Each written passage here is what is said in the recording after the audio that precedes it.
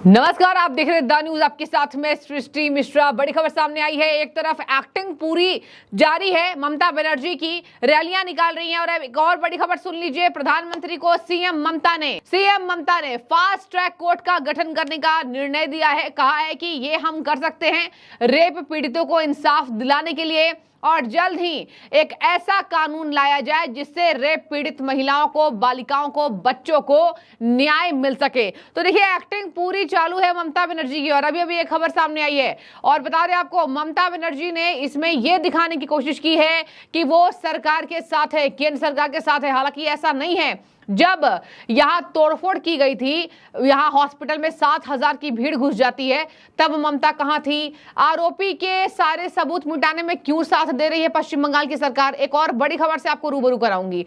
इस रेप कांड को लेकर भतीजे और बुआ के रास्ते अलग हो गए हैं।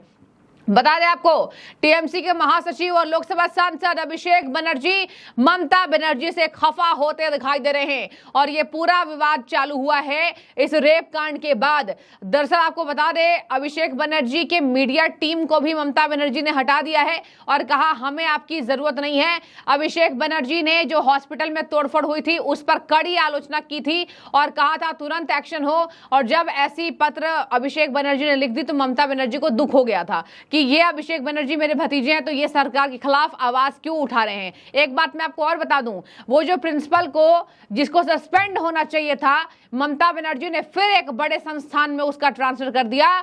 उसको भी लेकर यहां अभिषेक बनर्जी दुखी थे और कह रहे थे कि ये आपको नहीं करना चाहिए था। तो देखिए, नैतिकता भले अभिषेक बनर्जी भी टीएमसी से हैं, टीएमसी की पार्टी ही तुष्टीकरण करती है, लेकिन चलिए इस रेप कांड को लेकर थोड़े तो निष्पक्ष नजर आए हैं, वो उसकी सराहना हो रही है। बता दें आपको, ममता बनर्जी का एक्टिंग जारी है। इसी बीच बीजेपी का हाई प्रोटेस्ट कोलकाता में चल रहा है। आइए आपको एक खबर से रूबरू कराऊंगी। और अभिषेक बनर्जी अभी पूरे के पूरे टीएमसी से नाराज चल रहे हैं, प्रिंसिपल के खिलाफ कड़े एक्शन लेने की बात कर रहे थे, और अब अभिषेक बनर्जी ने इस विवाद से खुद को अलग कर लिया है। उनका मानना है कि पार्टी की छवि सुधारनी हो तो ऐसे करना जरूरी था। और देखिए, सही भी कह रहे हैं, पार्टी की छवि इतनी धुंधली हो गई है कि ममता बनर्जी से इस्तीफा मांगे जा रहा है। सबसे पहले सुनिए कि आज भी कलकत्ता में भारी विरोध किया है बीजेपी ने। अपोजिशन की टीम में है अभी बीजेपी। शुभेंदु अधिकारी को सुनिए और तमाम बीजेपी लीडर्स को सुनिए वो क्या कह रहे हैं। पश्चिम बंगाल भाजपा की ओर से जो हादसा हुआ उसके खिलाफ, उसमें जस्टिस दिलाने के लिए और ममता बनर्जी का रेजिग्नेशन के डिमांड के लिए आज हेल्थ जो हेडक्वार्टर है शास्त्रा बागान अभियान चल रहा है। बीजेपी लड़ रहा है, जस्टिस मिलना चाहिए और ममता बनर्जी को तुरंत इस्तीफा दे देना। सुप्रीम कोर्ट के आदेश के बाद सुप्रीम कोर्ट का सारे अफसरों को क्या कहेंगे? जितने भी डॉक्टर थे, सुपर थे, उनका तबादला कर दिया गया है। विभिन्न हॉस्पिटलों के डॉक्टर चेंज कर रहे हैं। नहीं, तो तबादला होगा तो लोग कानूनी कार्रवाई करेगा।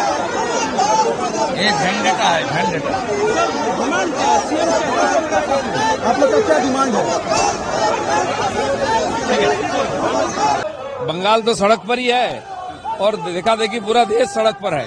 ऐसा एक घिनौना हरकत हुआ है, ऐसा घटना हुआ है, एक लेडी डॉक्टर, जूनियर डॉक्टर के साथ जो घटना हुआ है, सभ्य जगत में कोई कल्पना नहीं कर सकता।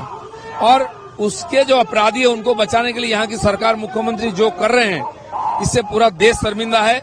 आज जो न्यायाधीश है सुप्रीम कोर्ट के, उन्होंने भी बोला कि मेरे 30 साल की सर्विस में देखा नहीं, सुना नहीं है। अब समझ सकते हैं किस प्रकार घटना हो रहा है, इसलिए मजबूरन हमको रोज रास्ता में उतरना पड़ रहा है। ये कोई समाधान नहीं है, इसके पहले भी चेंज हुआ है, लेकिन वो इतना प्रभावशाली है, 24 घंटा में ट्रांसफर को रिवाइंड करके आ जाते थे, 1 महीना से में आ जाते हैं, कहीं भी भेजे, क्योंकि वहां उनका गढ़ है। लेकिन प्रिंसिपल को परिवर्तन करना व्यवस्था परिवर्तन नहीं है। कुएं का पानी खराब हो गया, अब बाल्टी बदल रहे हैं, ये शॉर्टकट से नहीं होता है। कुआं को साफ करना पड़ेगा, वो आरजीकर को साफ करना पड़ेगा, इस पूरा प्रशासन को साफ करना पड़ेगा।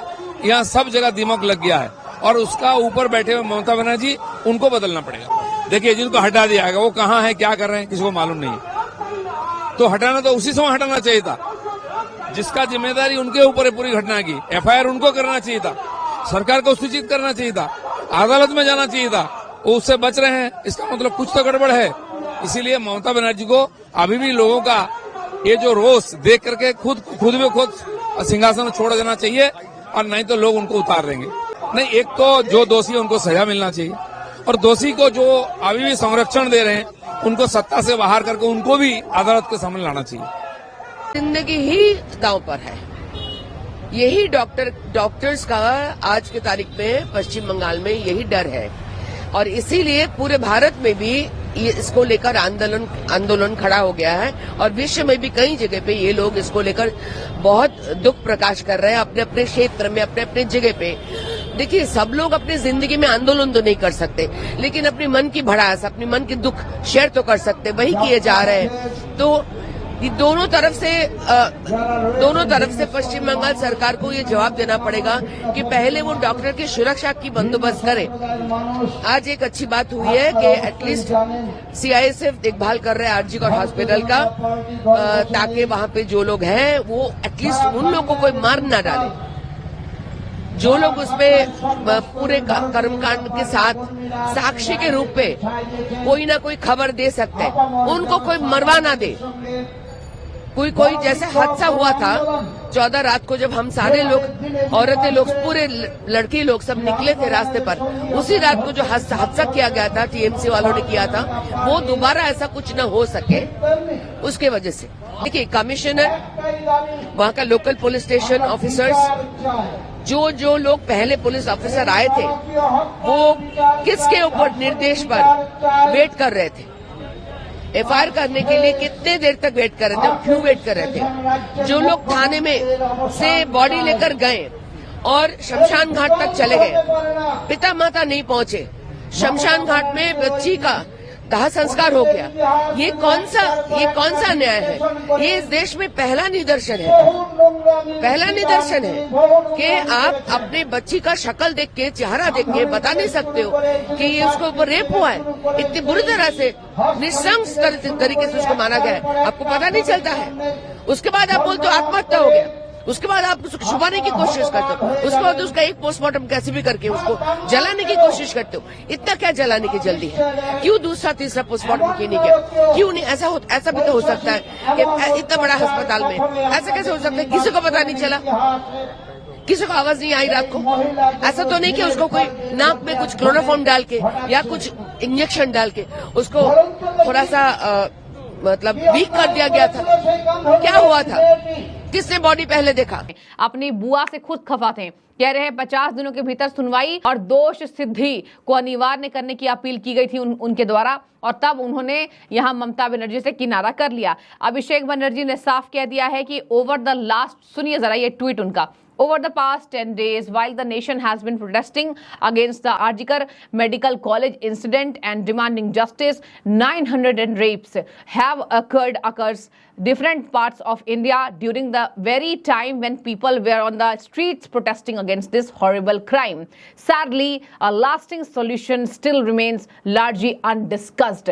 बार बार अभिषेक बनर्जी ने कहा है कि ये हमेशा ही यहाँ पर अनडिस्कस हो जाता है। सही बात है। देखिए, विक्टिम्स को न्याय नहीं मिलता है मोस्टली। इसके साथ ही उन्होंने कहा है कि with 90 reps reportedly daily, 4 every hour and 1 every 15 minutes, 15 minute के भीतर एक रेप भारत में होते हैं। हालांकि अभिषेक बनर्जी की अपने आंकड़े हैं, अब जो आंकड़े सामने आएंगे गवर्नमेंट के द्वारा वो भी मैं आपको आगे बताऊंगी। लेकिन देखिए, यहाँ पर भारी मात्रा में विरोध है। बुआ भतीजे में तलवार खिंच गई है।